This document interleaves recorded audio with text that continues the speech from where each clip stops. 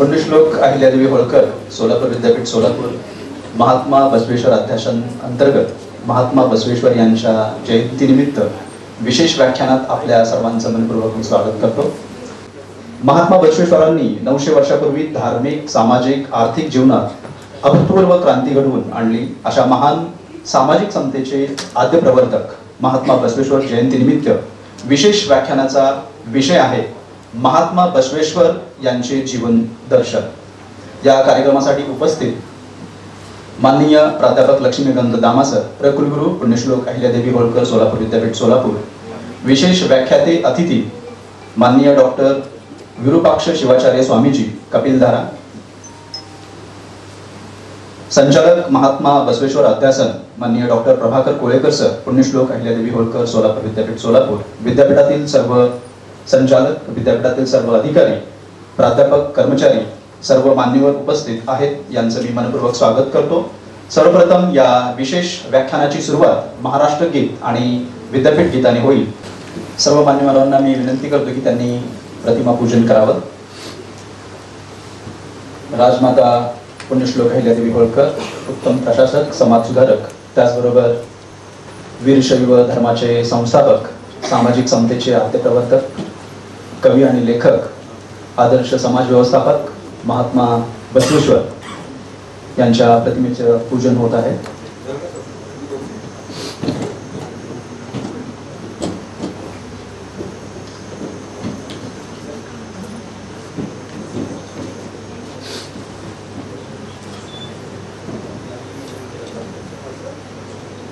जगातील पहिली संसद असे ज्यांचं वर्णन केलं जातं ती अनुभव मंडप नावाची परंपरा ज्यांनी सुरू केली, सामाजिक समतेचा प्रसार ज्यांनी केला, सर्वांसाठी शिक्षण, गरिबांना मदत आणि कला संस्कृतीला ज्यांनी प्रोत्साहन दिलं, महात्मा बसवेश्वर यांच्या विचारांना विनम्र अभिवादन।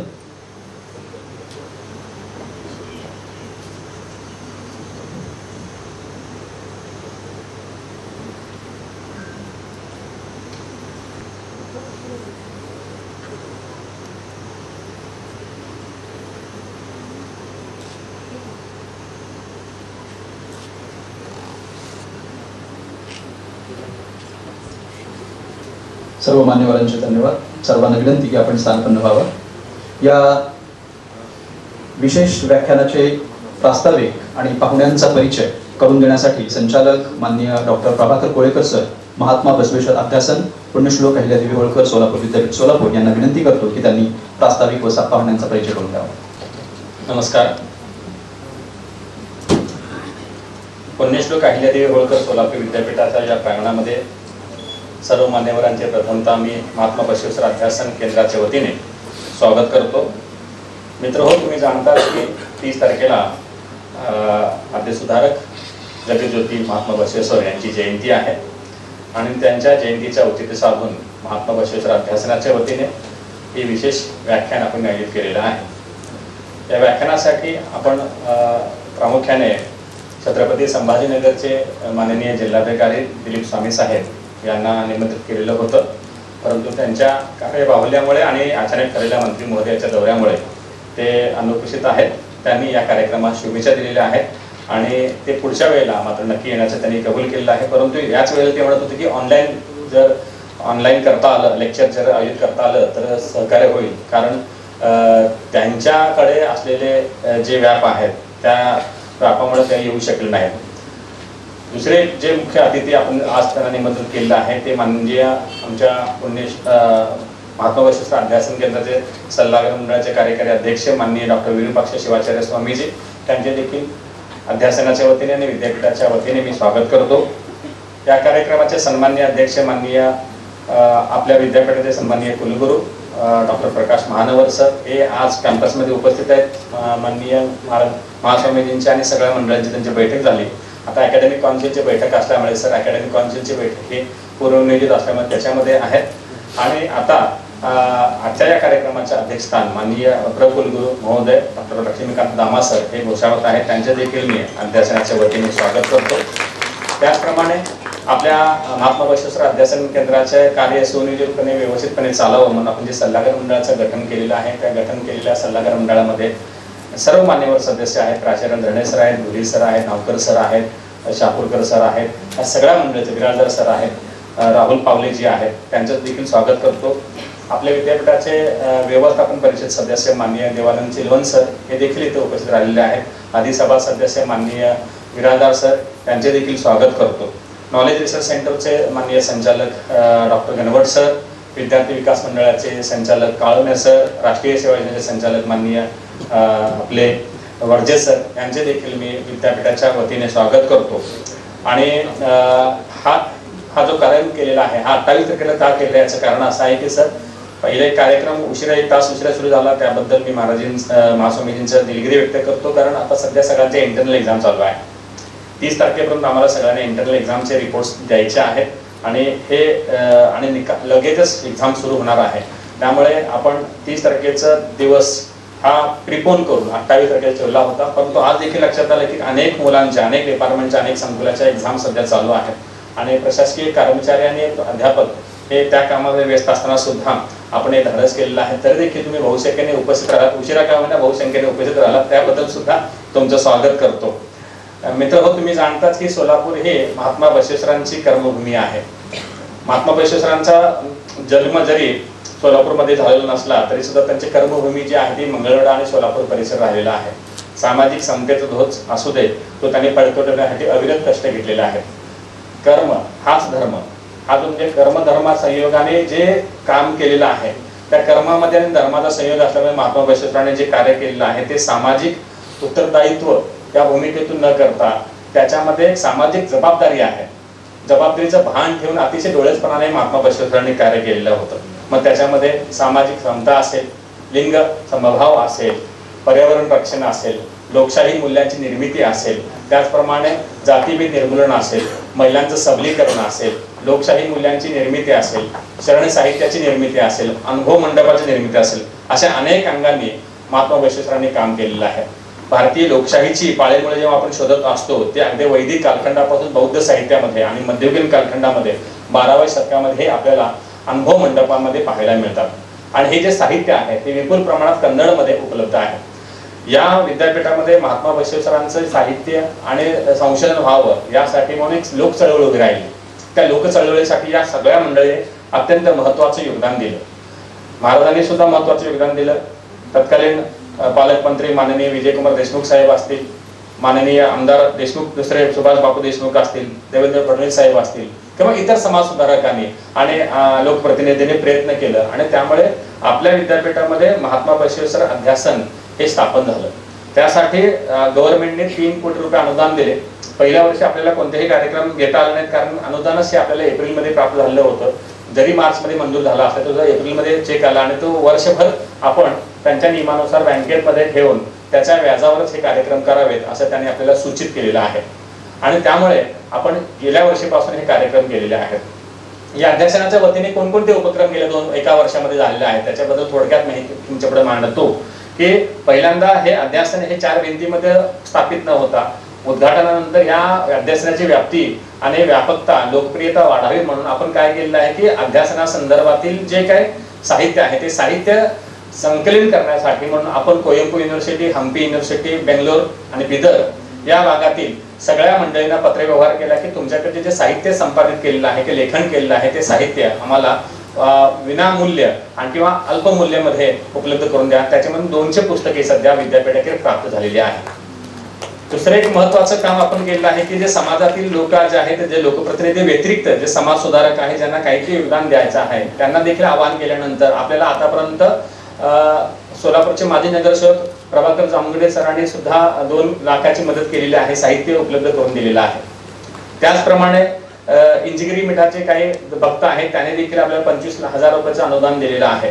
आणि अनेक असे दानशूर व्यक्ती आहेत की त्यांना पुढील कालखंडामध्ये सुद्धा अध्यासनाला आर्थिक आणि वस्तू रूपात मदत करायची आहे. हे सुद्धा आपण काम केलेलं आहे. यानंतर आपण अध्यासनाच्या वतीने कन्नड जे वचन साहित्य आहे ते वचन साहित्य मराठीमध्ये अनुवादित करण्यासाठी आणि हिंदीमध्ये अनुवादित करण्यासाठी म्हणून भाषा आणि वाङ्मय संकुलाचे जे माझे सहकारी आहेत शिवानंद दळवळ यांच्या सहकार्याने आणि कन्नड विभागाच्या वतीने आपण वचन अनुवाद स्पर्धा घेतली होती. 67 विद्यार्थ्यांनी त्याच्यामध्ये सहभाग घेतला होता आणि कन्नडमधून वचन अनुवाद करून मराठीमध्ये घेतला आणि ते वचनाचं सादरीकरण केलं आणि त्याचं सुद्धा संकलन करून आपण त्याला पारितोषिक सुद्धा दिलेले आहे. त्यानंतर महात्मा बसवेश्वरांचे विचार हे लोकांपर्यंत सर्वसामान्य विद्यार्थ्यांपर्यंत पोहोचावेत या भूमिकेतून निबंध स्पर्धा जी आयोजित केलेली होती. त्या निबंध स्पर्धेला 97 निबंध प्राप्त झाले. त्यामध्ये महाविद्यालयीन गट आणि खुला गट अशा 2 स्पर्धांचं आपण आयोजित केलेलं होतं आणि त्यामध्ये विद्यार्थ्यांनी आणि समाज धोरणांनी मोठ्या प्रमाणात सहभाग घेतला. त्याचं तज्ञ लोकांमार्फत परीक्षण करून घेतलं आणि परीक्षण केल्यानंतर उत्कृष्ट निबंधांना आपण रोख पारितोषिके हे सुद्धा आपल्या विद्यापीठाचा नामविस्तार दिना दिवशी दिलेले आहेत. त्याच्यामध्ये 3 हे खुला गटातील आहेत आणि 4 हे खुला गटातील आहेत आणि 5 जे आहेत ते महाविद्यालयीन गटातील आहेत. त्याला आपण रोख पारितोषिके देऊन प्रमाणपत्र देऊन गौरवान्वित केलेलं आहे. त्यानंतर हे अध्यासन हे आपल्याला एक दृष्टिकोनातून अनुभवता आलं पाहिजे म्हणून आपण काय केले की department of archaeology, department of history आणि एक आयचेंज नावाची फाउंडेशन आहे त्यांच्या संयुक्त विद्यमाने बसव कल्याण येथे अभ्यास दौरा आयोजित केलेला होता. त्या अभ्यास दौऱ्यामध्ये फक्त विद्यार्थीच नाहीये तर समाजातील अनेक घटकांना आपण काय केलेलं आहे की समाविष्ट करून घेतलेला आहे आणि त्या समाविष्ट करून घेऊन आपण एक 70 लोकांची एक स्टडी टूर जी आहे ते बसव कल्याण आणि त्या परिसरामध्ये एक 1.5 दिवसाची स्टडी टूर आयोजित केलेली होती आणि त्या ठिकाणी मुलांना घेऊन गेलेलं होतं आणि त्याचं डॉक्युमेंटेशन आपण केलेलं आहे. त्यानंतर अध्यासनाच्या वतीने सोलापूर शहरातील मल्लिकार्जुन मंदिर असतील, किल्ल्यातलं मल्लिकार्जुन मंदिर असेल आणि मंगळवेढा परिसर जो असेल त्याचं सर्वेक्षण करून त्याचं रिपोर्ट बनवण्याचं काम हे डिपार्टमेंट ऑफ आर्किओलॉजीचे विद्यार्थ्यांनी केलेलं आहे. सोलापूरचे जे मल्लिकार्जुन मंदिर आहे आणि किल्ल्यातलं जे मल्लिकार्जुन मंदिर आहे त्याचे देखील आम्ही डॉक्युमेंटेशन पूर्ण केलेलं आहे. 6वा जो कार्यक्रम आपण केलेला आहे डॉक्टर चिलवन सरांच्या अध्यक्षतेखाली आपण एक समिती नेमलेली होती. मी स्वतः त्या समितीचा सदस्य सचिव होतो की पुढील कालखंडामध्ये हे अध्यासन हे विद्यापीठापुरतं मर्यादित न राहता फक्त विद्यापीठामध्ये कार्यक्रम करत असताना सायन्सचा विद्यार्थी असेल, आर्ट्सचा विद्यार्थी असेल, सर्व विद्यार्थ्यांना ऐकायचं आहे. परंतु विद्यापीठ हे शहरापासून 12-15 किलोमीटर लांब आहे आणि अध्यासनाचं कार्यकक्षा ही फक्त विद्यापीठापुरती न राहता संपूर्ण जिल्हाभर राहावी म्हणून आपण काय केलं आहे की व्याख्याने, कार्यशाळा, परिषदा, चर्चासत्र आयोजित करण्यासाठी समिती बनवली आणि त्या समितीने ती नियमावली निश्चित केली आणि त्या समितीने अशी शिफारस केली की विशेष व्याख्यानासाठी 12,000 रुपये, राज्यस्तरीय कार्यशाळेसाठी 20,000 रुपये, राष्ट्रीय कार्यशाळा किंवा सरपरिषदासाठी 30,000 रुपये, आंतरराष्ट्रीय असेल तर एक आंतरराष्ट्रीय करा 1 लाख रुपयाची आपण तरतूद केलेली आहे. जे आपल्याकडे 6 लाख रुपयाची जी तरतूद आहे. पुढील कालखंडात कार्यक्रम घेत असताना हे कार्यक्रम हे महाविद्यालय आणि सोलापूर जिल्ह्यातले महाविद्यालयच नव्हे तर सोलापूर जिल्ह्याबाहेरचे जर समजा कोणाने जर प्रस्ताव दिला तर त्या महाविद्यालयाच्या संगनमताने आणि समन्वयाने आपण काय करणार आहोत त्या महाविद्यालयामध्ये करणार आहोत. एखादा परिसंवाद असेल, कार्यशाळा असेल आणि अशा स्वरूपाचे माझ्याकडे आता सध्या 70 कॉलेजमधून प्रस्ताव आलेले आहेत की त्यांना हे कार्यशाळा घेण्यासाठी, राष्ट्रीय परिषदा घेण्यासाठी, चर्चासत्र घेण्यासाठी ते इच्छुक आहेत. त्यांनी सुद्धा चांगला प्रतिसाद दिलेला आहे. आगामी काळात आम्ही सध्या आमच्याकडे जत्ती साहेबांचं पत्र आलेलं आहे की आम्ही जे प्रकाशित केलेले पुस्तके जे आहेत अरविंद जत्ती साहेबांची पुस्तक ते प्रकाशित केलेले पुस्तके हे आम्ही तुम्हाला हिंदी आणि इंग्लिश मध्ये देण्यास तयार आहोत. तुम्ही तशी मागणी करा. त्यानुसार आपण हे मागणी पत्र तयार केलेलं आहे. तो मागणी पत्र तयार करून त्यांच्याकडे आपण पॉझिटिव्हली रिस्पॉन्स सुद्धा केलेला आहे की ते आपण खरेदी करायच्या प्रतीक्षेमध्ये आहोत आणि नॉलेज रिसोर्स सेंटरकडे पुढील कालखंडामध्ये आपण काय करणार आहोत की ते पुस्तकाचे लिस्ट देणार आहोत आणि त्याचे एक वेगळं दालन गणवट सरांची इच्छा अशी आहे की जसं 2 अध्यासन आपल्याकडे आहेत, पुण्यश्लोक अहिल्यादेवी होळकर अध्यासन जे आहे आणि महात्मा बसवेश्वरचे अध्यासन आहे, हे फक्त अध्यासन वाचकांपुरतं न राहता संशोधकांपुरतं पण राहायला पाहिजे. संशोधकांसाठी साहित्य निर्माण व्हायला पाहिजे आणि साहित्य जे निर्माण केलेलं साहित्य आहे ते संकलित करून लोकांपर्यंत पोहोचलं पाहिजे म्हणून एक 2 वेगळे विशिष्ट दालन निर्माण करावे असं माननीय कुलगुरू महोदयाने आदेशित केल्याप्रमाणे गणवट सरांनी तसा प्रस्ताव मंजूर करून घेतला आणि त्यासाठी वेगळं असं त्यांच्या लायब्ररीच्या खर्चामधून, अध्यासनाच्या खर्चामधून अशी 6 लाख रुपयाची तरतूद केलेली आहे. अध्यासनाचे 3 लाख रुपये आणि लायब्ररी स्वतःचे 3 लाख रुपये असे 6 लाखाचे पुस्तके ही प्रत्येक अध्यासनाचे घ्यावं असे त्यांनी आम्हाला सांगण्यात आलेले आहेत आणि त्यानुसार आपण त्यांना लिस्ट सुद्धा देतो आहोत. एवढंच नाहीये तर आपण महाराष्ट्र साहित्य परिषद सोलापूरच्या विविध शाखांमार्फत आपण काय करतो आहोत की वचन भावार्थ सांगण्यासाठी म्हणून एक स्पर्धा आयोजित करत आहोत पुढच्या जून मध्ये. ही वचन सांगणं म्हणजे काय, आपण वचनाचा अर्थ काय आहे की महात्मा बसवेश्वरांनी जे काय अभंग ओवी लिहिलेले आहे त्याला वचन म्हणतात. ते वचनाचा भावार्थ सांगणं, मराठीमध्ये हिंदीमध्ये सांगणं आणि त्याला लोकांपर्यंत निरूपण करून पोहोचवणं. हे एखादा संत महात्म्याने सांगितलं तर ते पटतं, परंतु सामान्य लोकांपर्यंत किती रुजलेलं आहे, किती पोहोचलेलं आहे हे करण्यासाठी म्हणून एका स्पर्धकाने 5 वचन घेऊन त्याचा भावार्थ सांगावा अशी एक अनोखी स्पर्धा ही महाराष्ट्र लेवलवर आपण आयोजित केलेली आहे।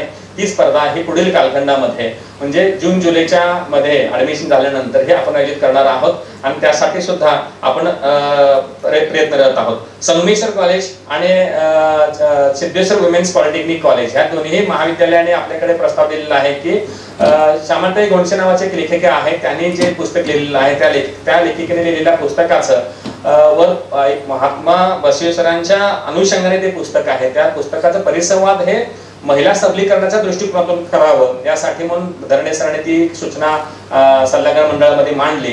त्या अनुषंगाने सुद्धा एक परिसंवाद आपण सिद्धेश्वर वुमेन्स पॉलिटेक्निक मध्ये सुद्धा आयोजित करणार आहोत। संगमेश्वर महाविद्यालयाने आपल्याकडे एक राष्ट्रीय परिषद घेण्यासंदर्भातला प्रस्ताव दिलेला आहे। त्यांनी कोइंबतूर युनिव्हर्सिटी, शिमोगा युनिव्हर्सिटी, त्याच्यानंतर central university Karnataka, Akkalkot college आपलं अध्यासन या संयुक्त विद्यमाने एक परिषद घेण्याचं मान्य केलेलं आहे आणि त्याचं सुद्धा इम्प्लिमेंटेशन नजीकच्या काळात होणार आहे। आम्ही याच महिन्यात करणार होतो, परंतु अचानकपणे जर कार्यक्रम आयोजित केला तर मुलांचा पर्यंत विषय पोहोचणार नाही, परीक्षेचा कालखंड चालू आहे म्हणून आपण ते प्रोग्राम जो आहे तो पोस्टपोन केलेला आहे। असे विविध कार्यक्रम करत असताना उद्देश एकच आहे की हे फक्त एवढ्या पुरतच मर्यादित न राहता संशोधकांपर्यंत पोहोचलं पाहिजे, अभ्यासकांपर्यंत पोहोचलं पाहिजे म्हणून हे कार्यक्रम आपण करतो आहोत। ह्या कार्यक्रमामध्ये माननीय कुलगुरू महोदयांचं मार्गदर्शन जे आहे ते अत्यंत महत्त्वाचं आहे। 500 एकरामध्ये एक 10 एकरची जागा त्यांनी महात्मा बसवेश्वर आयुर्वेदिक गार्डन साठी राखीव ठेवलेली आहे। त्या ठिकाणी एक गार्डन व्हावं अशी त्यांची मनोपूर्वक इच्छा आहे। त्याचप्रमाणे महात्मा बसवेश्वरांचा जो धागा 18व्या शतकापर्यंत म्हणजे शिवयोगिनी अहिल्यादेवी होळकरांपर्यंत पोहोचतो तो तसा कनेक्ट करता येईल का म्हणून त्याचे एक म्युझियम हवं अशी सध्या त्यांची भूमिका आहे।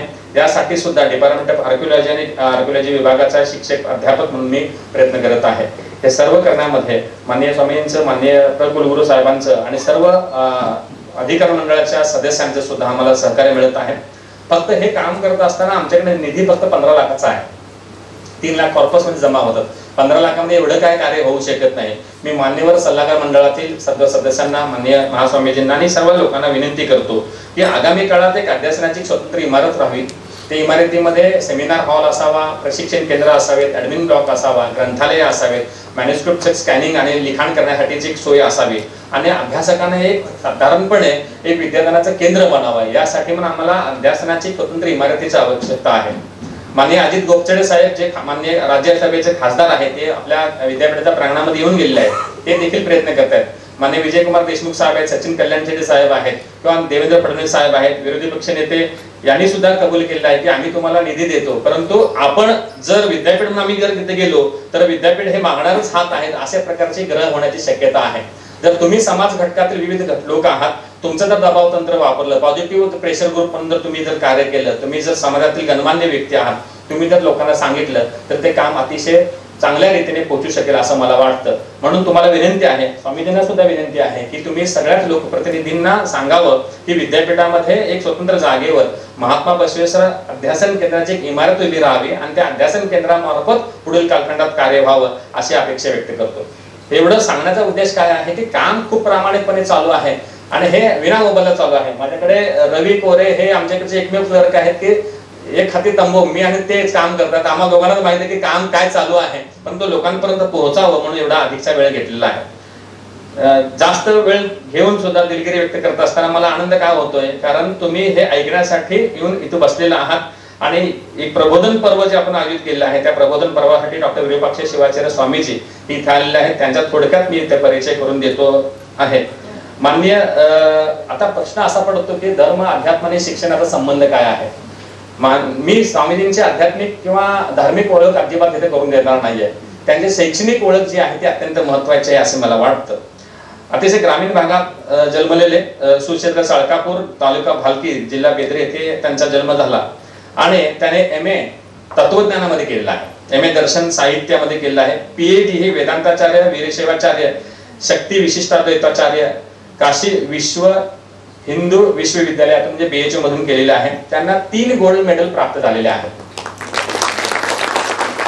ते कन्नड, मराठी, तेलुगू, संस्कृत, हिंदी, इंग्लिश भाषेवर त्यांचे प्रभुत्व आहे। ते भाषा बोलू शकतात, लिहू शकतात आणि वाचू सुद्धा शकतात। या 6 भाषेवर त्यांचे प्रभुत्व आहे। त्यांना आतापर्यंत ज्ञान तपोरत्न श्रीमद केदार जगद्गुरू द्वारा प्राप्त झालेला आहे. शिवाचार्य रत्नम श्रीमद रंभापुरी जगद्गुरू द्वारा त्यांना पुरस्कार प्राप्त झालेले आहेत. ते विविध संस्थांचे संस्थापक आहेत. श्री सद्गुरू दमयंता स्वामी जंगम मठ संस्थान संचलित क्षेत्र मनमत धाम संस्थान कपिलधारा हे जे क्षेत्र आहे तिथले ते पीठाधीश्वर आहेत. श्री पंचाक्षर गुरुकुल क्षेत्र मनमत धाम संस्थान कपिलधारा मांजरसुंबा येथे ते प्रमुख आहेत. श्री क्षेत्र पंचाक्षर तपोवन अप्पावाडी छत्रपती संभाजीनगर तिथे ते प्रमुख आहेत. त्यांनी शैक्षणिक सेवा क्षेत्रामध्ये राज्याध्यक्ष महाराष्ट्र वीरशैव लिंगायत शिवाचार्य सभा सन 2004 सालीपासून सोलापूर येथे झालेल्या संमेलनाचे ते अध्यक्ष होते. 2025 मध्ये विजयपूर येथे झालेल्या येथील संमेलन नेतृत्व अखिल भारतीय वीरशैव शिवाचार्य महास्वामीचे ते सभेचे ते नेतृत्व त्यांनी केलेलं आहे. सोलापूर जे पुण्यश्लोक अहिल्यादेवी होळकर सोलापूर विद्यापीठाचा महास्मा बसवेश्वर अध्यासन केंद्राचा सल्लागार मंडळाचे कार्यकारी अध्यक्ष ते आहेत. श्रीराम जन्मभूमी ट्रस्ट अयोध्या येथे सुद्धा त्यांनी सरांनी आर्थिक निधी संग्रहासाठी महत्त्वपूर्ण काम केलेलं आहे. संस्कृत भारती देवगिरी प्रांताचे ते मार्गदर्शक आहेत. हिंदू वीरशैव लिंगायत मंच देवगिरी प्रांताचे सुद्धा मार्गदर्शक म्हणून ते कार्य करत आहेत. त्यांचा जो पीएचडीचा विषय आहे तो खूप महत्त्वाचा आहे असं मला वाटतं. श्री नीलकंठ शिवाचार्य विरचित क्रियासारस्य निगमा मूलक तत्व समीक्षात्मक अध्ययन हा त्यांचा पीएचडीचा प्रबंध आहे. पुढील कालखंडामध्ये त्याचंच त्याने ग्रंथामध्ये रूपांतर केलं आहे. वैदिक शिवपूजा विधी श्री रुद्र संहिता यावर त्यांनी लिखाण केलं आहे. जीवन संदेश श्री हा सुद्धा ग्रंथ त्यांनी प्रकाशित केलेला आहे. त्याच्यानंतर त्यांनी एक विशेषांक प्रकाशित केला आहे तो म्हणजे थोर तपोरत्न आदी विशेषांक संपादित केला आहे. भारतातील विविध ठिकाणी 12 ज्योतिर्लिंग आहेत त्या ठिकाणी सुद्धा त्यांनी भेटी देऊन वैदिक धर्माचा प्रचार प्रसार करण्यासाठी विविध व्याख्याने दिलेली आहेत. गुरुपौर्णिमेचा उत्सव असेल, विद्यारंभ संस्कार असेल, शिवदीक्षा कार्यक्रम असेल, वसंत पंचमी असेल, विविध कार्यक्रमाचे ते आयोजन करतात.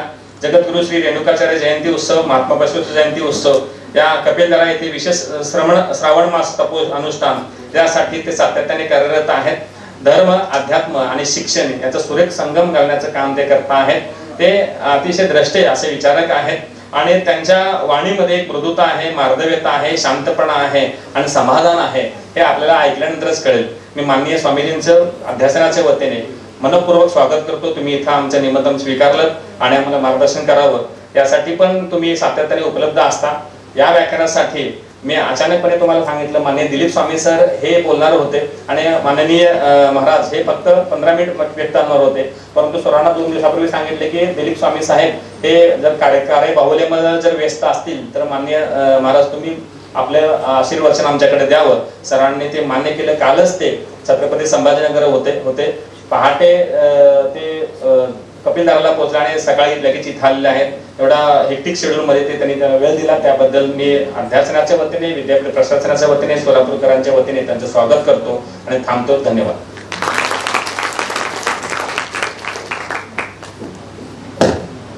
संचालक डॉक्टर प्रभाकर कोळेकर सरांनी आत्ताच महात्मा बसवेश्वर अध्यासनाच्या कार्यपद्धतीबद्दल आणि विविध उपक्रमाबद्दल माहिती सांगितली. पाहुण्यांचा परिचय करून दिला त्याबद्दल धन्यवाद. यानंतर मान्यवरांचं स्वागत आणि सत्कार होईल. मी सर्वप्रथम माननीय प्राध्यापक लक्ष्मीकांत दामा, प्रकुलगुरू पुण्यश्लोक अहिल्यादेवी होळकर सोलापूर विद्यापीठ सोलापूर यांना विनंती करतो की त्यांनी अतिथी माननीय डॉक्टर विरूपाक्ष शिवाचार्य स्वामीजींचं स्वागत आणि सत्कार करावा.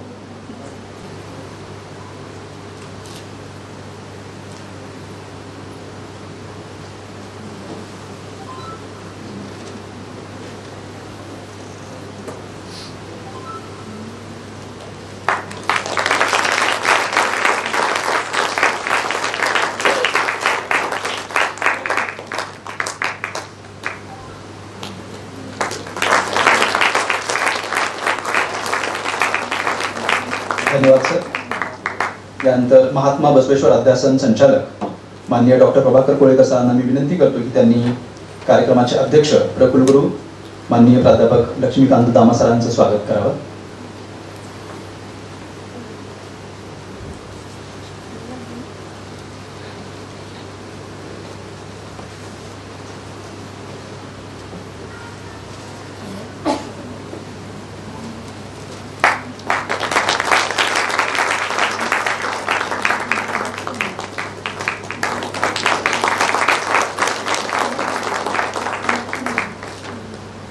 धन्यवाद सर.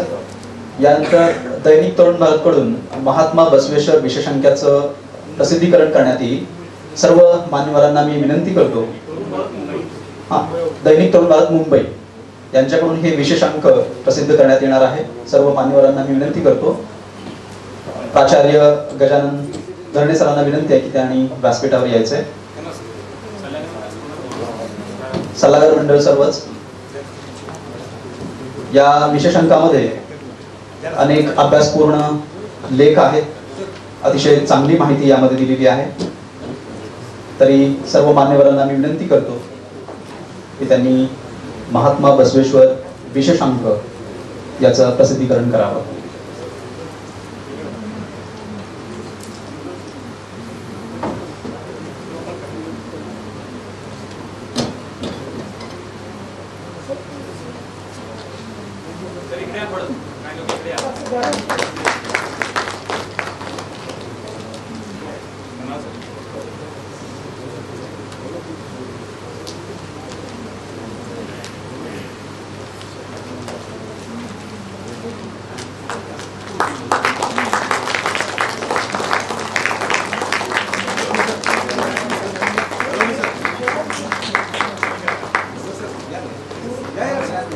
या वरचे सर.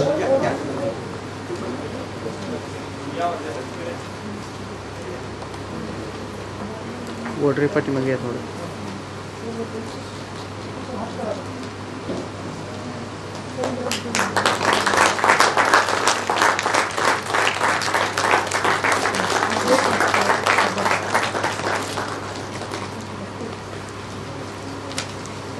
सर्व मान्यवरांचे धन्यवाद.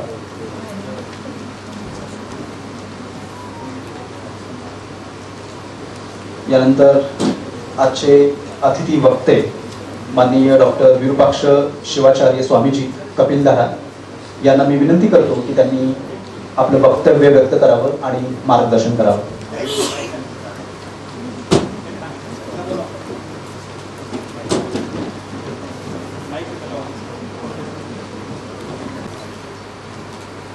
न चेदेवं देवो न खलु कुशल स्पंदितुमपि अतस्त्वमाराध्यां हरिहर विरिञ्चादिभिरपि प्रणन्तुं स्तोतुं वा कथमकृत पुण्य प्रभवति. जगदादि जगद्गुरु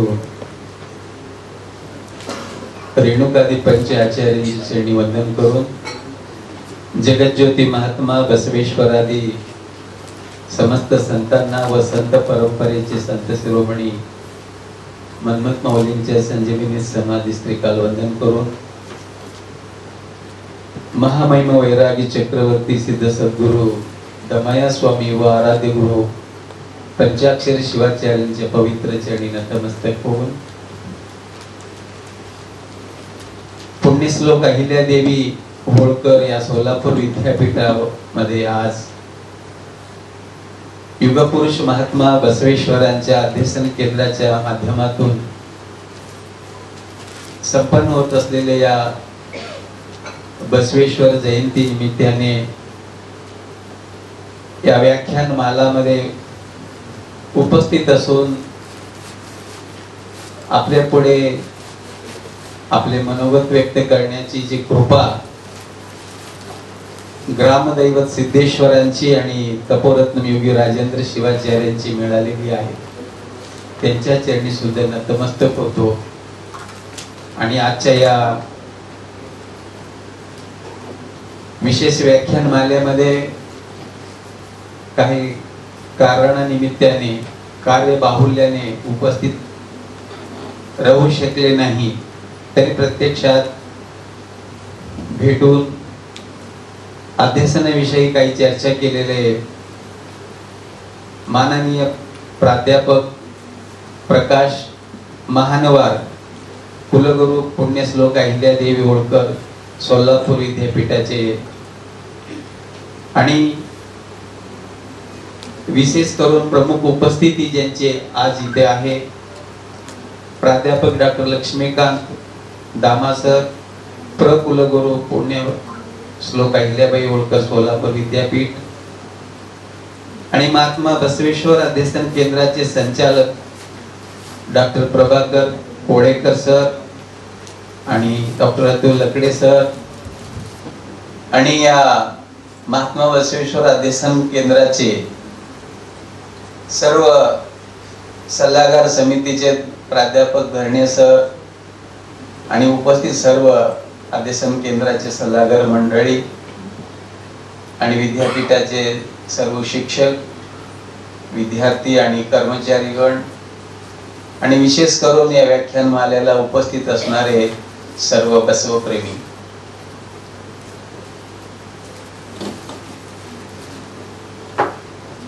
प्रभाकर कोळेकर सर जेव्हा बोलून बसले, मला वाटलं आता कार्यक्रमाचे समारोपच जणू झाले काय असं वाटतं. इतकं सुंदर त्या कार्यक्रमाचं नाही, कुठलाही कार्यक्रम असो सविस्तारपणे आणि टू बी द पॉइंट म्हणल्यासारखा खूप सुंदर त्यांनी आपले मनोगत व्यक्त केले आणि त्यामध्ये महाराजांचा परिचय पण सांगितले. त्या सर्व परिचयापेक्षा एकच परिचय मी सांगू इच्छितो. मी सोलापूर HN कॉलेजची विद्यार्थी आहे. माझी जे अल्फाबेट जे सुरू झाली स्वामी जीवनरूपाचं परिवर्तन जो झाली आहे ह्या सोलापूरकरांनीच दिलेली आहे. सोलापूर भटगी मठातले मी विद्यार्थी आहे म्हणून सांगायला फार आनंद वाटतो. सोलापूर हा जणू काही काशी आहे असं वाटतं. काशीमध्ये सुद्धा जे तुम्ही संकल्प करून जाता, तुम्हाला एखादा गुंड बनायचं असेल गुंड पण बनू शकता. एखादा राष्ट्रसेवक अटलजी सारखं किंवा आणखीन जे मोठे नेते BHU मध्ये शिकून गेले ते पण बनू शकता. संत बनायचं संतही बनू शकतात. तसं सोलापूर देखील, इथं आम्ही सोलापूर मध्ये काय बनण्याचा उद्देश घेऊन येतो तो सिद्धेश्वर नक्कीच करून घेतो असं मला विश्वास आहे. आणि त्यातले तुम्ही बसलेले सगळे नक्कीच महात्मा बसवेश्वरांचा ह्या व्याख्यान ऐकल्यानंतर नक्कीच एक दृढ संकल्प आपल्याला करणं आहे. कोळेकर सर दोनदा बोलत होते की तुम्ही सगळे एवढं बहुसंख्येने आले, आम्हाला फार चांगलं वाटलं. तुम्ही सगळे व्याख्यान ऐकायला बहुसंख्येने आले, आम्हाला फार चांगलं वाटलं. तुम्ही ऐकायला आले ह्याचा आनंद आहे का? ऐकून घेतल्यानंतर आपल्या दैनंदिन जीवनामध्ये बसवेश्वरांचे जे आदर्श आहे ते कुठेतरी आपल्या दैनंदिन जीवनामध्ये आणण्याची नितांत आज काळाची गरज आहे. न केवळ महात्मा बसवेश्वर, या भारत देशाला उत्कृष्ट उत्तुंग शिखराकडे नेण्यासाठी जे संत, ते वारकरी संत असू शकतात, शैव संत असू शकतात, कुठल्याही संतांची जी शिकवण आहे, संतांची जी आपण जयंती साजरा करतो, केवळ एकत्र येऊन त्यांचे विचार ऐकून जाण्यापुरतं नसून शेवटचा श्वास पर्यंत संतांचे विचार जेव्हा आमचे जीवनाशी निगडीत असतो ना, खऱ्या अर्थानं तो महात्म्यांची जयंती होऊ शकते. आणि म्हणून सांगितलं, कर्तव्यमेव कर्तव्यम प्राणै कंठगतैरपि अकर्तव्यम न कर्तव्यम प्राणै कंठगतैरपि. इथं बरेचसे विद्यार्थी आहोत, शिक्षक आहोत. जीवनामध्ये संतांची, कुणी संत असो, त्यांचे विचार ऐकल्यानंतर जे आपण ठरवायचं आहे, मला काय करायचं आहे, आपण ठरवलेलं आहोत, आपल्या जीवनाचा उद्देश काय आहे. आणि जगज्योती महात्मा बसवेश्वरांनी आपल्या 8व्या वर्षी त्यांनी संकल्प केला, जेव्हा त्यांना मुंज करायचं होतं. मुंज बंधनासाठी सगळे वैदिक मंडळ त्यांना बोलवलं की मुंज, ते म्हणे की मुंज मग मला करता. त्यांची एक बहीण होती, मग तिला पण मुंजी का करत नाही? तर ते म्हणे आपल्यात असं नाही आहे. ज्या धर्मामध्ये स्त्री आणि पुरुषाला समानत्व नाही आहे, तो मला मान्य नाही म्हणून तिथून जे क्रांती करण्यासाठी निघालेलं महात्मा बसवण्णांनी कोडल संगमामध्ये आले. त्यांनी लहानपणामध्ये जे जे त्यांना दिसलं, विरोधाभास जाणवलं, ते सगळे पूर्ण करण्यासाठी एवढं मोठं वचन मध्ये त्यांना सगळेच उल्लेख केलं. आणि त्यांनी ठरवलं स्त्री पुरुष समानता. धर्म म्हणजे सगळ्यांना समान आहे. स्त्रीला एक पुरुषाला एक असं मुळीच नाहीये. आणि म्हणून कर्तव्यमेव कर्तव्यम प्राणही कंटकतैर. पुढे जाऊन काय काय केले ते सगळ्या गोष्टी आहेत, मी सांगणारच आहे. कंटापर्यंत जरी प्राण आला तरी सुद्धा मला जे करायचं मी ठरवतो. बसवण्ण म्हणाले की मी ते करणारच, आणि त्यांनी करूनही दाखवलं. आणि तुम्हा आम्हाला सुद्धा त्याच दिशेनं जीवनामध्ये अग्रसर होणं आहे. त्याच दिशेनं समाजामध्ये बंधुत्व व्हावं, समानता निर्माण करायचं आहे, राष्ट्र उन्नतीच्या दिशेने घेऊन जायचं आहे. किती विषमता जो आहे आपल्या डोळ्यासमोर पदोपदी दिसतात, पण आम्ही तिथं झुकतोय, नतमस्तक होतोय. माझं काम होतं ना, मग मला काय करायचं. असं करू करून आजही 12व्या शतकात जन्मलेलं महात्मा बसवण्णांनी जे काही क्रांती केलं, जे काही सुधारणा केलं, तुम्हाला वाटतं का ते पूर्णतः नष्ट झालंय? तसं जर स्त्री पुरुष समानता जर झाली असेल तर आज कोर्टामध्ये 25 ते 35 वयोगटातल्या कितीतरी मुलं मुली डिवोर्स साठी ऍप्लिकेशन गेलेच नसते. करत असताना कंठापर्यंत प्राण आलं तरी सुद्धा ते आपण केलंच पाहिजे असं म्हणून जगातील पहिली लोकशाहीचे संसद स्थापन केलं. त्या संसदेमध्ये सर्व जाती जमाती स्त्री पुरुष सर्वांना समान अधिकार दिलं.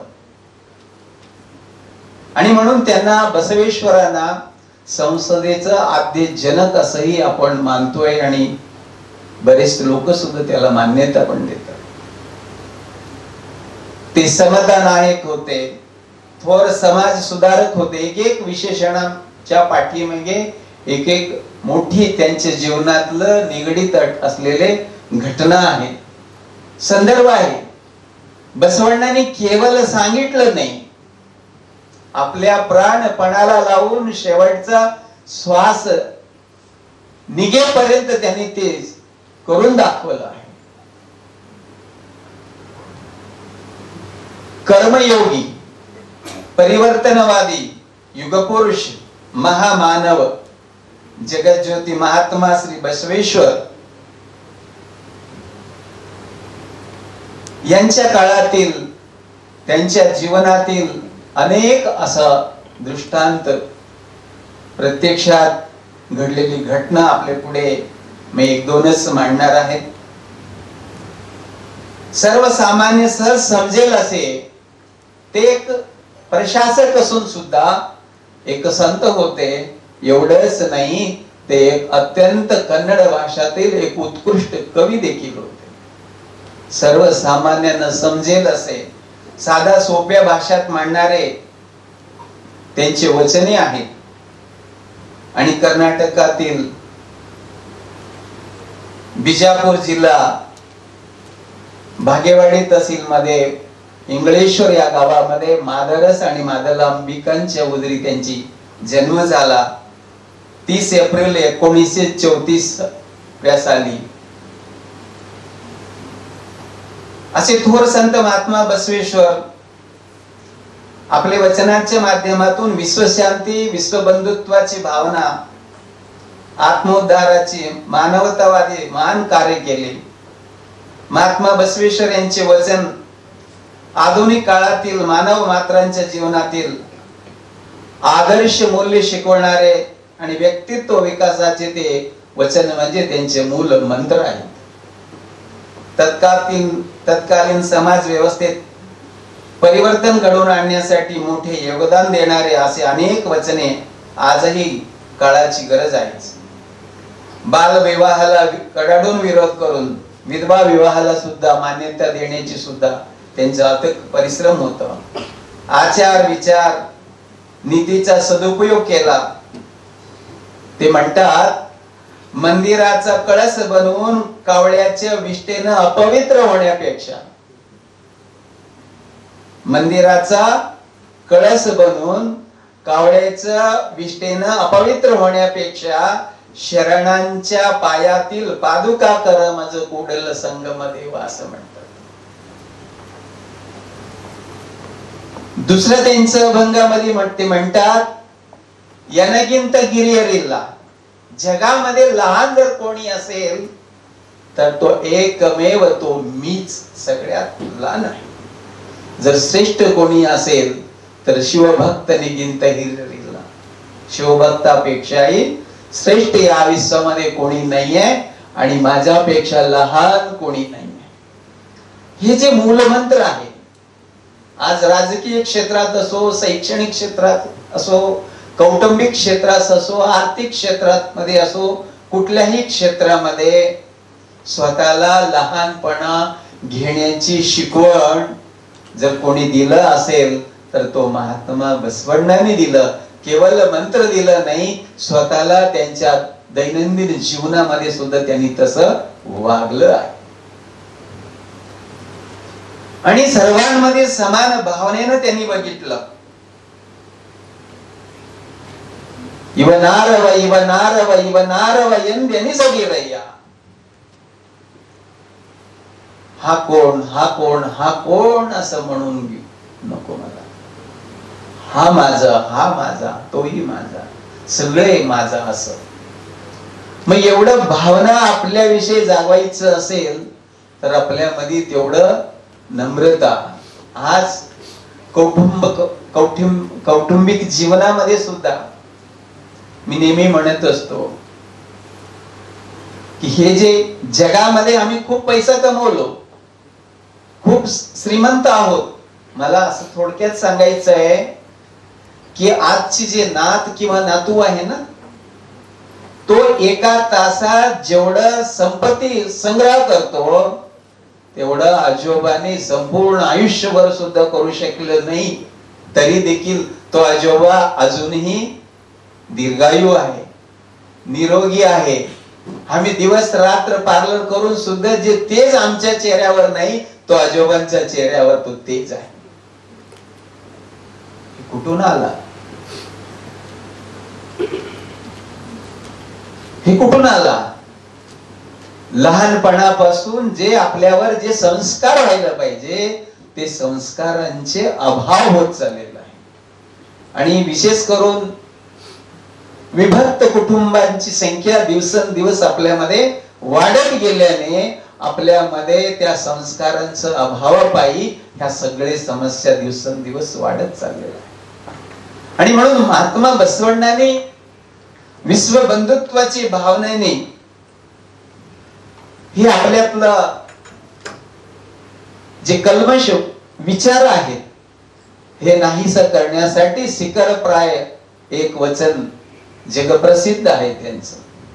ते म्हणतात, कळबेड कोलबेड हे सगळे वचन सांगतात. ಹುಸಿಯ ನುಡಿಯಲು ಬೇಡ ಮುನಿಯ ಬೇಡ ಅನ್ಯರಿಗೆ ಅಸಹ್ಯ ಪಡಬೇಡ ತನ್ನ ಬಣ್ಣಿಸು ಬೇಡ ಇದಿರು ಹಳಿಯಲು ಬೇಡ ಇದೇ ಅಂತರಂಗ ಸುದ್ದಿ ಇದೇ ಬಹಿರಂಗ ಸುದ್ದಿ ಇದೇ ನಮ್ಮ ಕೂಡಲ संगम देवन ध्वनिसुव परी असं म्हणतात. तो संगमनाथ कुठेतरी मंदिरात नाहीये, बसलेला आहे. त्यांच्या वचनामध्ये ते म्हणतात, देहवे देगुलवया. हे जे शरीर आहे, शरीरच मंदिर आहे. त्या मंदिरामध्ये असणारा प्रत्येक जीवात्मा जो आहे ना, तो कुडल संगमच आहे. आणि म्हणून मग ते संगमनाथांच्या अनुभूती, ते संगमनाथांचे अनुभव आपल्याला येण्यासाठी, त्या शुद्धीकरणासाठी ते सांगतात करू नये चोरी. कळ बेटा, डू नॉट स्टील. करू नये हत्या, बोलू नये मिथ्या, करू नये तिरस्कार, करू नये निंदा, करू नये आत्मस्तुती. हीच अंतरंग शुद्धी, हीच बहिरंग शुद्धी, हीच पुढल संगम देवाला वश करण्याची रीत म्हणून कन्नड भाषामध्ये सहजच सर्वांना समजेल असं ते सांगितलेलं हा वचन आहे. Your mind it is not a dustbin box. आज त्या आजोबाचं जे उदाहरण मी सांगत होतो, तो आजोबा जे दिसेल ते कचरा कधी भरत नव्हते. आज आपल्याला wanted unwanted things, wanted things पेक्षा अनवॉन्टेड जे थिंग्स आहेत ना, त्याचेच कचरा पेटी गच्च भरलेला आहे. जसं मोबाईल हँग होत नाही, मोबाईल पेक्षा कितीतरी वेळ आपला माइंड हँग होत चाललेला आहे. ह्याला अपडेट करण्यासाठी, ह्याला सॉफ्टवेअर मारण्यासाठी असं थोर संतांची जयंतीच्या निमित्तानेच आम्ही अपडेट होतो. आणि केवळ उपस्थित राहून गेल्याने अपडेट होणार नाही, आपल्याला प्रक्रिया करावं लागतं. प्रक्रिया का हे एक क्षणाचा एका तासाचा नाही आहे, आयुष्यभर शेवटचा श्वास निघेपर्यंत तो प्रक्रिया निरंतर चालू ठेवावं लागतं. आणि म्हणून भारतीय संस्कृतीमध्ये आम्ही कोणी एका दोन संतांची नाही, सर्व जातीमध्ये, सर्व समाजामध्ये, सर्व संप्रदायामधलं सर्व संतांना आम्ही तेवढंच आदराने, आनंदाने, उत्साहाने आपण त्यांच्या जयंती साजरा करतो. त्याचा उद्देशच तो आहे की त्या संतांची शिकवणीमधून आपण जो आहे आपला भविष्य जो आहे आपल्याला घडवायचं आहे. आणि म्हणून मी आता जास्त वेळ पण नाही घेणार, थोडकच एक उदाहरण द्यावं वाटतं. महात्मा बसवण्णांनी एकदा असंच महामार्गावरून नीलांबिका सोबत ते दोघे चालत असताना करू नको चोरी म्हणले ना, तसं त्यांना एक भद्र नावाचा एक चोर दिसला. बसवण्णाला भद्र नावाचा चोर दिसला म्हणायचं किंवा चोराला बसवण्णा दिला. भद्र नावाचा चोर सपत्नीक जो आहे तो नीलांबिकाला आणि बसवेश्वराला बघितलं.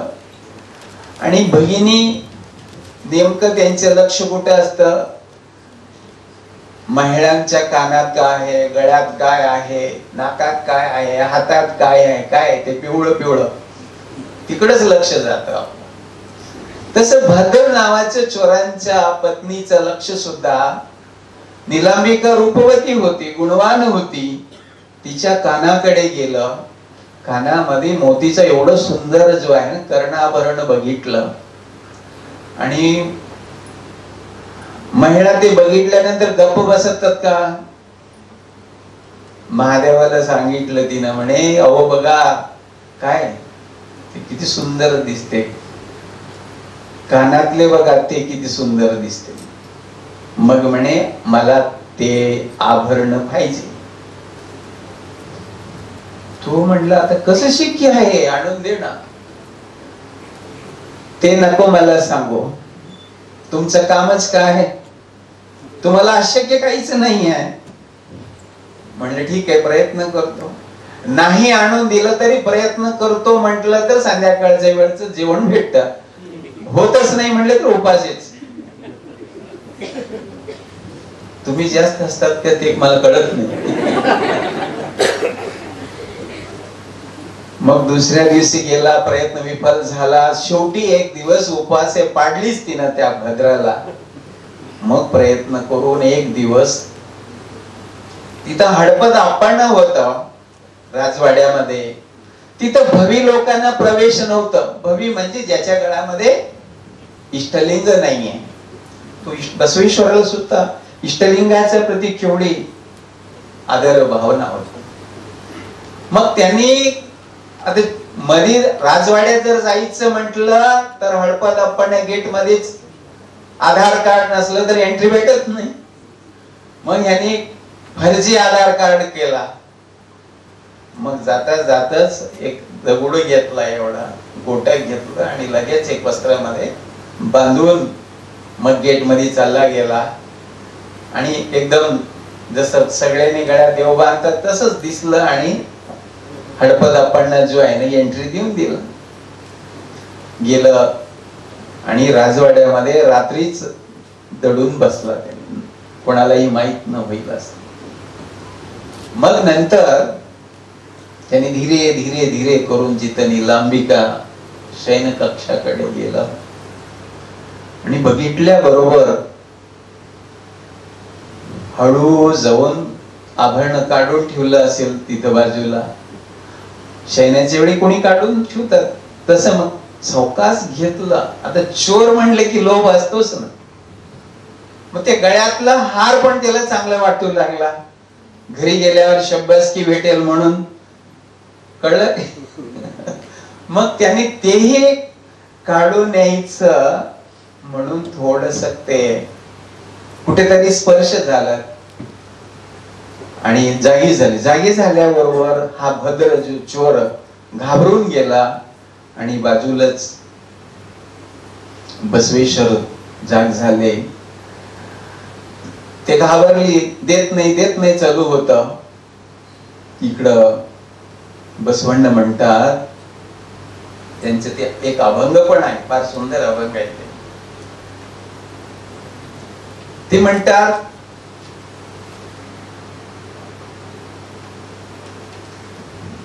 निलांबिकेला म्हणतात, साक्षात कुडल संगम आलेला आहे इथं आणि त्यांना नाही दिलं तर कुठल्या भवीला देशील का?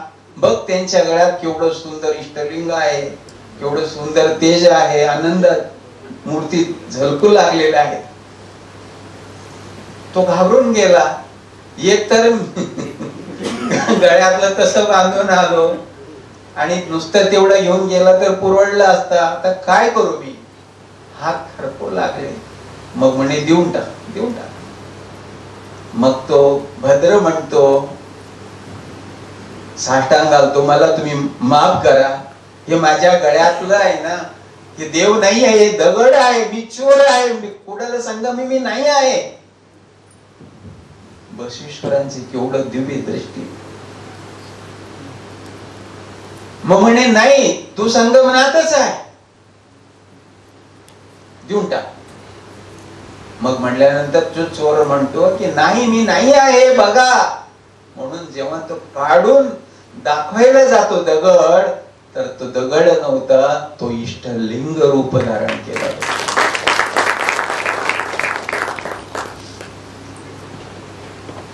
मग तिथून तो चोर म्हणून आजीवन राहिलं का हो त्यांनी?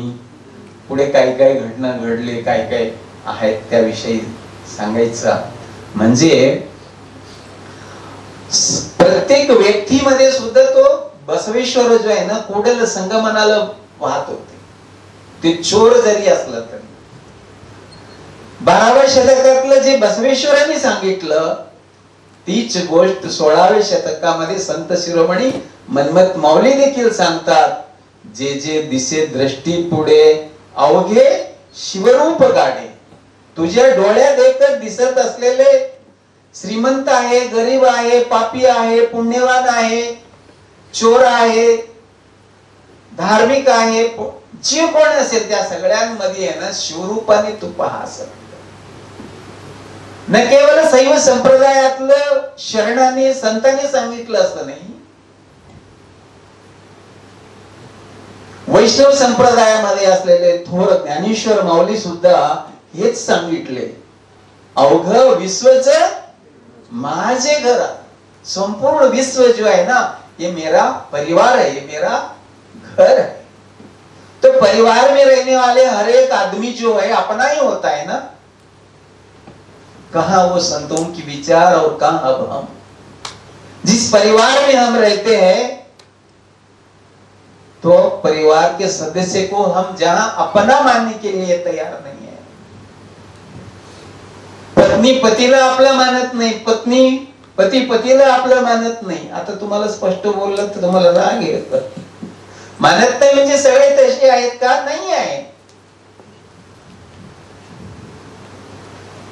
पण संख्या दिवसेंदिवस वाढू लागलेलं आहे हे प्रत्येकाने आम्ही अंगीकार करतो। आज आपल्या जवळ पैसा भरपूर झाले, पदप्रतिष्ठा भरपूर झाले, but we are unable to maintain our relationship. तुम्ही म्हणाल तुम्ही महाराज आहे याच्यावर का? Relationship in the sense not only the in between the husband and wife, बाप आणि मुलामधलं जे संबंध आहे, आई आणि मुलीमधलं जे संबंध आहे, जे दिवसेंदिवस मानसिक जो रुग्णांची संख्या दिवसेंदिवस वाढायला कारण काय आहे? संत शिकवणीपासून, संतांच्या विचारांपासून आम्ही कोसो दूर चाललो गेलोय।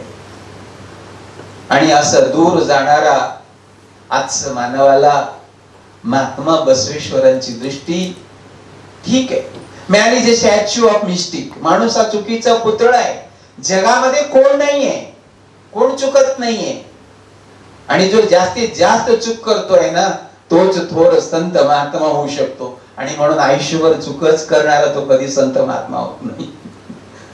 नाहीतर म्हणसाल ना ते चूक करणारच महात्मा होतो, म्हणून आज नाही तर उद्या होणार आहे, म्हणून शेवटचा श्वास निघेपर्यंत चुकच करत गेलं तर आपण संत महात्मा होणार आहे का? साधा माणूस म्हणून सुद्धा आम्ही समाजामध्ये ओळखू शकणार नाही। आणि म्हणून भव्य आणि दिव्य कार्य जो आहे बसवेश्वरांनी स्त्री पुरुषाची समानता विषयी सुद्धा त्यांनी खूप कार्य केले। हरळैया म्हणजे चांभार समाजाची मुलीची, मधुवर्ष नावाचा ब्राह्मण समाजाची मुलाची त्यांनी विवाह पण केलं। एका ठिकाणी महात्मा बसवेश्वर 12व्या काळात होते। सर्वज्ञांचं अलीकडे 14-15व्या शतकामध्ये झालेले सर्वज्ञ सुद्धा ज्ञानेश्वर माऊली सारखं खूप सुंदर सांगतात। हे जातीपता जे आहे, आणि मराठीत तर बरेच लोक म्हणतात जे जात नाही ते जात, असं सांगणाऱ्यांची संख्या काही कमी नाही आपल्यामध्ये। जातहीन न मने ज्योतिता ही नवे, जाती विजाती न बेडा, देव नोले दातने जात सर्वज्ञ असे। बसवेश्वरांनी कधीही जातीविषयी कधीही भेदभाव कधीच केलं नाही। सगळ्यांना एक संघ जो आहे करण्याचे प्रयत्न केला। तो खालच्या जातीचा आहे, वरच्या जातीचा आहे म्हणून आपल्या घरात असलेले जे दिवा आहे ते प्रकाश जास्त कमी देते का हो असं विचारतात। दिवा एखाद्या वेळेस जास्त कमी देऊ शकेल, पण 100 वोल्टचं बल्ब आणि 0 वोल्टचं बल्ब, 100 वोल्टचं बल्ब खालच्या जातीतल्या घरात लावल्यावर तो प्रकाश 0 देईल का? नाही। आणि हे मोठ्या जातीतला आहे म्हणून तिथं 0 लाईट लावल्यावर 100 वोल्टचा प्रकाश देईल का? नाही। जाती विजाती न बेडा, देव नोले दातने जाता। ज्याच्यावर संतांची, देवांची, ईश्वराची कृपा झालेली आहे ना तोच खरा जातीवंत आहे। बाकीचे सगळे जे आहे ना एकच जातीचे आहे, भवी जातीचे। आज आपल्या सर्वांच्या जीवनामध्ये जे काही दुःख आहे, जे काही संघर्ष आहे, जे काही विषमता आहे, हे जातीनेच पेटलेली आहे। आणि म्हणून महात्मा बसवेश्वरांनी जर जन्माला आले नसते तर आज जे दिसते ना संघर्ष, ह्याच्या हजारो करोडो पटीने वाढलं असतं। म्हणजे मला हे नाही म्हणायचं आहे, तुम्हाला पण हे कबूल नाहीये पूर्णतः आहे ना, हे जातीवाद मिटलंय असं मुळीच नाहीये. आज सामाजिक समरसता म्हणून बरेचसे आम्ही ओवापोवा करतोय, पण सगळे मिटल्यानंतर पुन्हा जे करायचं तेच वागतोय. अशानं जातीयता निर्मूलन होईल का? आणि म्हणून प्रत्यक्षात महात्मा बसवेश्वरांनी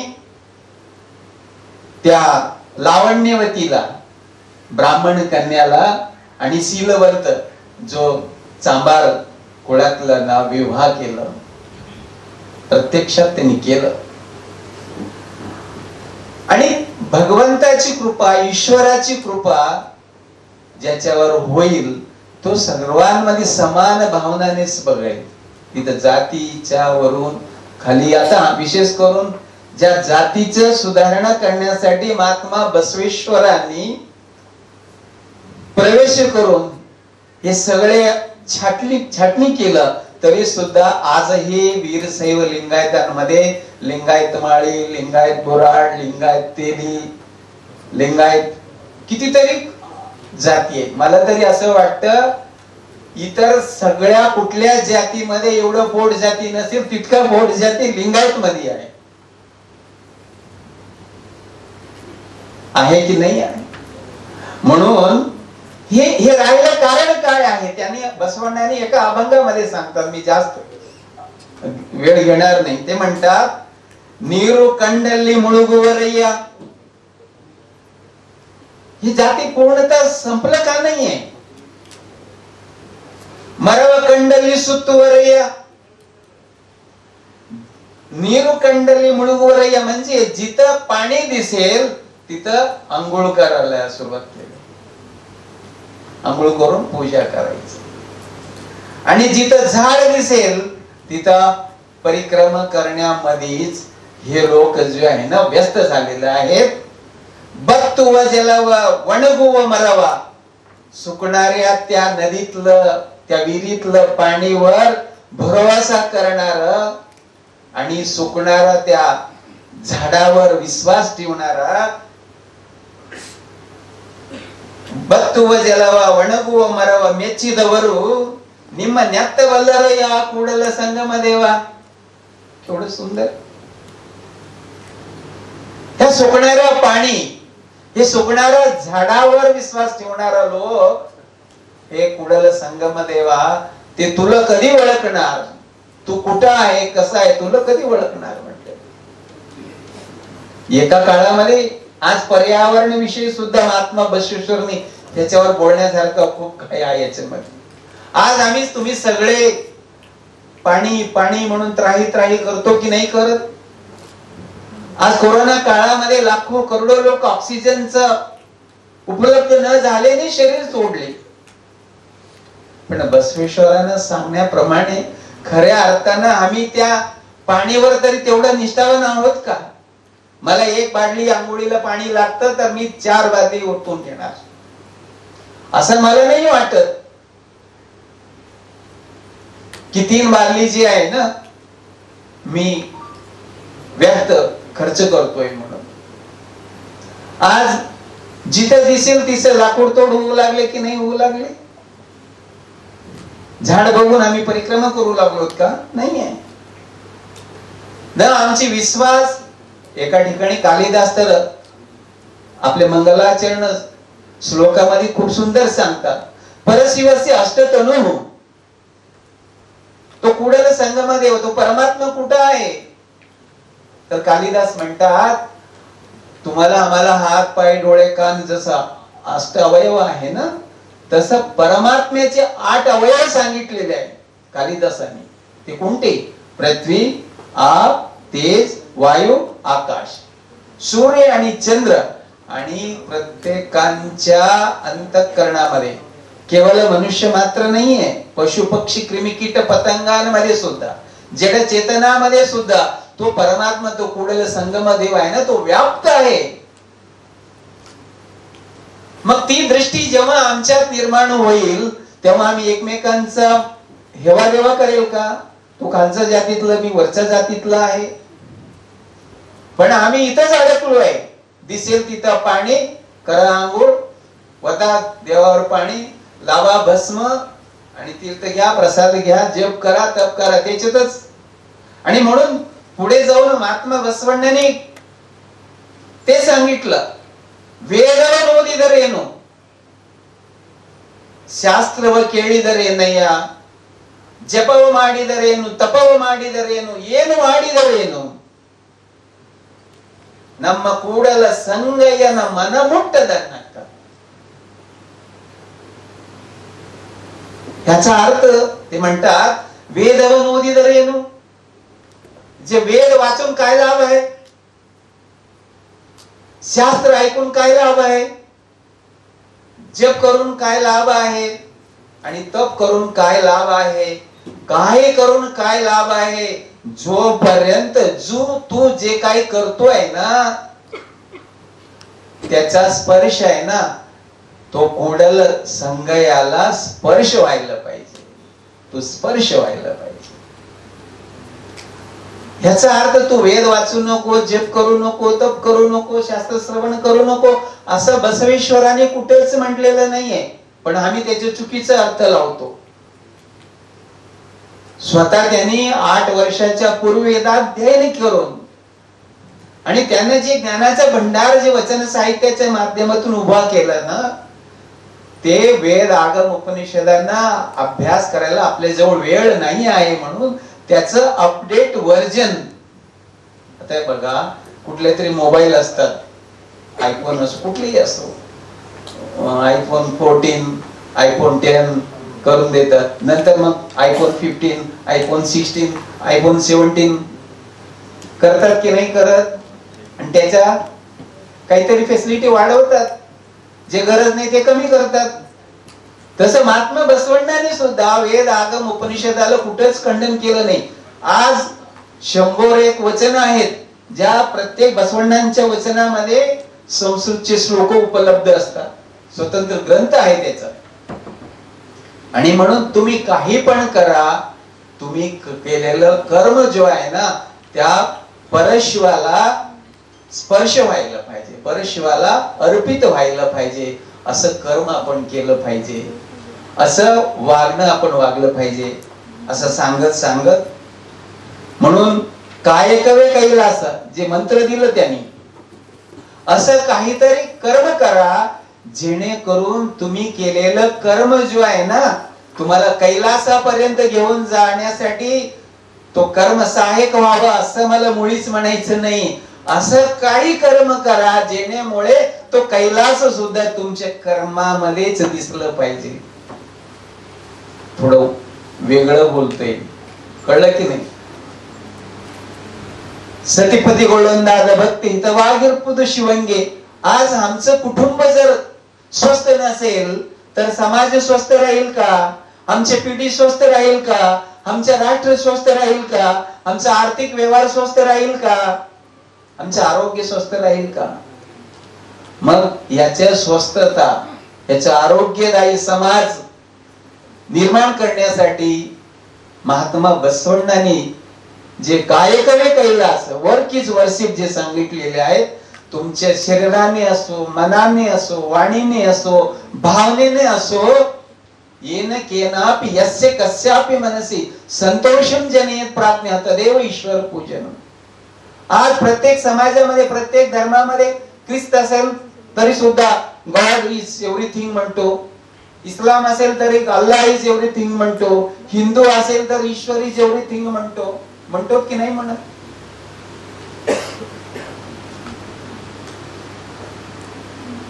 पण आम्ही ईश्वर वेगळा आणि आमच्या अवतीभोवती असणारे हे काही भूतप्रेत पिशाचे आहेत का? हे तदंशच आहे ना. येन केन प्रकारेण आपल्या शरीराने, आपल्या मनाने, आपल्या वाणीने, आपल्या भावनाने आपल्या शेजारच्या मनामध्ये संतोष निर्माण होईल असं जे वागणं आहे, असं जे बोलणं आहे ना, तीच ईश्वराची आराधना आहे असं संत म्हणतात. म्हणून म्हणाले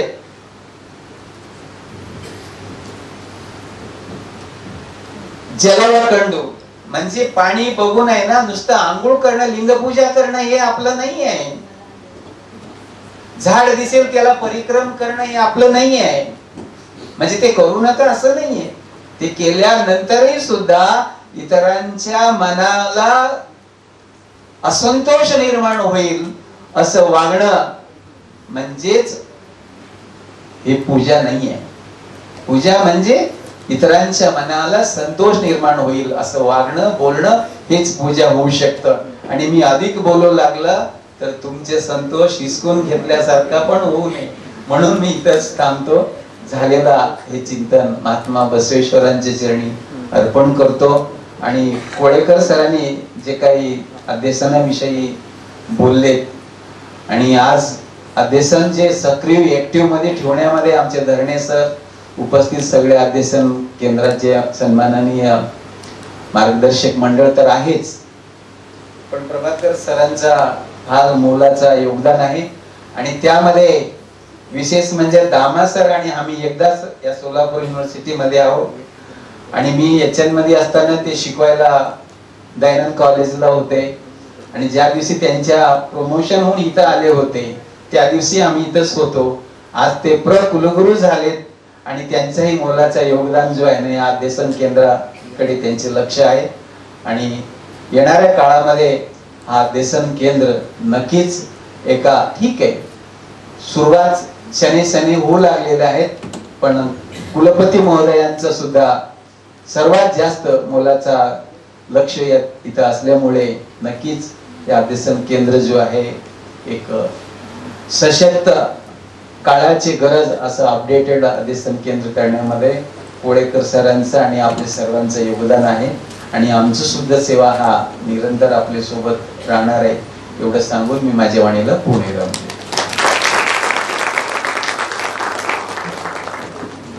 धन्यवाद सर. गुरुपंचाक्षर शिवाचार्य स्वामी महाराजांनी सोलापूर जणू काशी आहे अशी भावना व्यक्त केली. संतांचे विचार हे ऐकण्यासाठी नसतात तर अंगीकाराचे असतात असा सल्ला दिला. सर्वांना धर्म समान आहे आणि राष्ट्रनीतीसाठी समान संधी आहे असं सांगितलं. महात्मा बसवेश्वरांचे विश्वशांतीविषयी प्रयत्न सांगितले. मनाला आणि बुद्धीला अपडेट करावं असं सांगितलं. संत संप्रदायाबद्दल भावना व्यक्त केली. विचारांच्या संवादाबद्दल सांगितलं. अध्यात्माबद्दल सांगितलं. याबद्दल मी गुरुपंचाक्षर शिवाचार्य महास्वामीजींचे विद्यापीठाच्या वतीने, महात्मा बसवेश्वर अध्यासनाच्या वतीने, आपल्या सर्वांच्या वतीने मी मनपूर्वक आभार व्यक्त करतो. यानंतर एक विशेष असं सत्कार होणार आहे. ज्यांनी सकाळी तरुण भारत मुंबई विशेष अंक काढलं त्यांचं इथं सत्कार होणार आहे. मी गुरुपंचाक्षर शिवाचार्य महास्वामी सरांना विनंती करतो की त्यांनी सुहास जयराम उर्वणे सरांचा स्वागत सत्कार करावं. उर्वणे सर हे एक जिल्हा परिषद शिक्षक आहेत. ते 32 वर्षापासून शिक्षक म्हणून काम करतात. ते लेखक, कवी आणि पत्रकार आहेत, प्रवचनकार आहेत. आणि जवळपास त्यांना 15हून अधिक पुरस्कार प्राप्त झालेले आहेत. त्यांनी अतिशय सुंदर असं विशेषांक काढलेला आहे, त्याबद्दल त्यांचा सत्कार.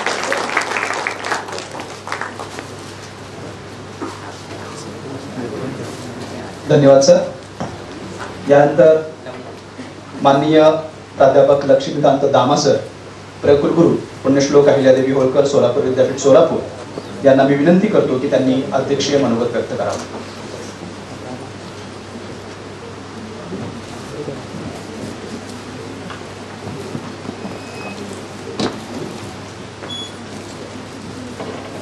आद्य जगद्गुरू तसेच पंचाचार्य जगद्गुरू सोलापूरचे ग्रामदैवत श्री शिवयोगी सिद्धरामेश्वर महाराज व तसेच जगद्गुरू बसवेश्वर महाराज यांच्या चरणी प्रथम वंदन.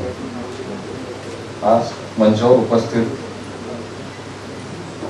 डॉक्टर विरूपाक्ष शिवाचार्य महाराज, अध्यासनाचे समन्वय कोळेकर सर, त्यासोबत धरणे सर,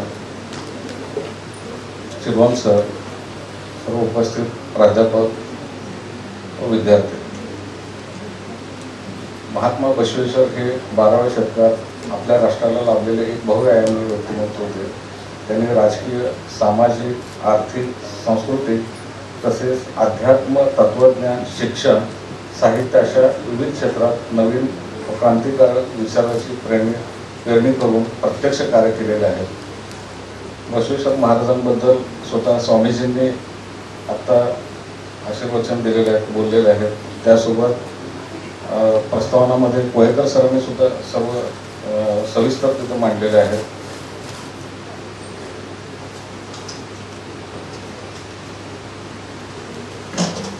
ज्यांनी कायकर्तव्य कैलास आणि त्यासोबत अनुभव मंडपाची पहिल्यांदा निर्मिती केली.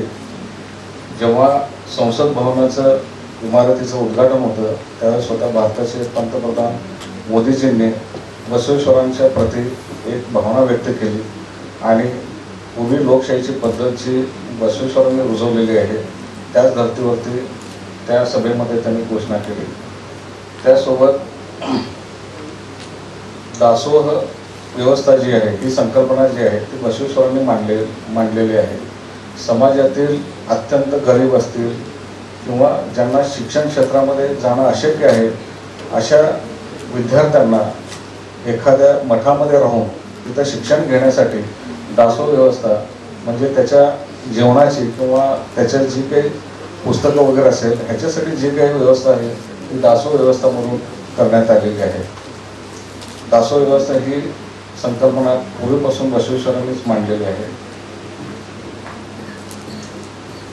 आणि त्यासोबत कायक शिक्षण पद्धती, लोकभाषा हीच ज्ञानभाषा, अष्टावरण आणि श्रद्धस्थळ, स्वतंत्र, समता, बंधुता, न्याय, देह हेच देवालय, जीव हा शिव, शेत हे शिवालय, कष्टाची भाकर हाच महाप्रष्टा, सरोवार, वेळा, अंक शुभच आहेत, विधवा पुनर्विवाह, सत्य बोलणे व सदाचार हा स्वर्ग, मिथ्या बोलणे व अनाचार हाच नरक असं बसवेश्वरांनी सांगितलेलं आहे.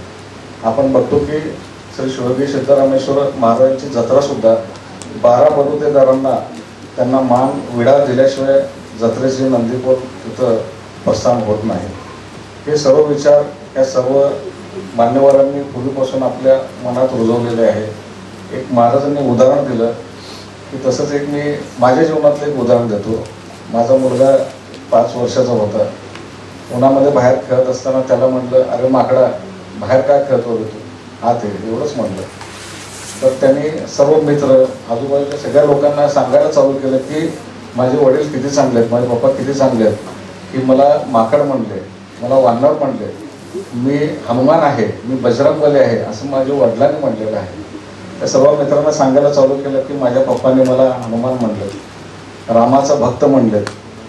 म्हणजे आपण एखाद्याला रागवायला जरी गेलो तर त्याच्या परिसरात आपल्या अंगावरती कसं उमटते. एक छोटंसं आपल्याला उदाहरण दिलं की जेणेकरून महाराजांनी म्हटलेलं आहे की प्रत्येकाच्या शरीरामध्ये देव आहे, तसं मुलांनी हे सिद्ध करून दाखवलं की माकड जरी म्हटलं असेल तरी मी रामभक्त हनुमान आहे. आणि त्याच्यामध्ये मला कुठंतरी वाईट वाटायला चालू केलं की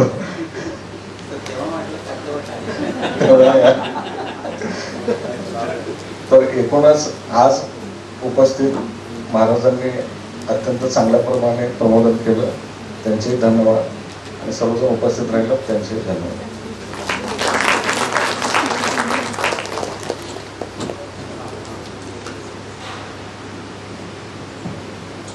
अध्यासन मंचावर उपस्थित गुरुपंचाक्षर शिवाचार्य महास्वामीजींचे विद्यापीठाच्या वतीने आणि अध्यासनाच्या वतीने मी मनपूर्वक आभार व्यक्त करतो. तसेच या कार्यक्रमाला अध्यक्ष म्हणून कुलगुरू माननीय प्राध्यापक लक्ष्मीकांत दामासाठी उपस्थित राहिले त्याबद्दल मी अध्यासनाच्या वतीने आणि विद्यापीठाच्या वतीने मी मनपूर्वक आभार व्यक्त करतो. तसेच या कार्यक्रमाचं ज्यांनी नियोजन केलं, आयोजन केलं ते संचालक प्राध्यापक डॉक्टर प्रभाकर कोळेकर सर यांचेही मी विद्यापीठाच्या वतीने आणि आपल्या सर्वांच्या वतीने मी मनपूर्वक आभार व्यक्त करतो. उपस्थित सर्व संचालक, शिक्षक, doctor Devanand Chilwan sir, doctor Gajanan Dharne sir, doctor Varje sir, doctor Kalwane sir, doctor Ganvat sir, doctor Jagtap sir, doctor Lawan madam, doctor Birajdar sir, Pawle sir, Jatti sir आणि जे प्रत्यक्ष इथं उपस्थित आहेत त्या सर्वांचं मी अध्यासनाच्या वतीने आणि विद्यापीठाच्या वतीने मनपूर्वक आभार व्यक्त करतो. आणि या कार्यक्रमाची सांगता जी आहे ती राष्ट्रगीतानं होईल त्यासाठी आपण उभे राहायचं आहे.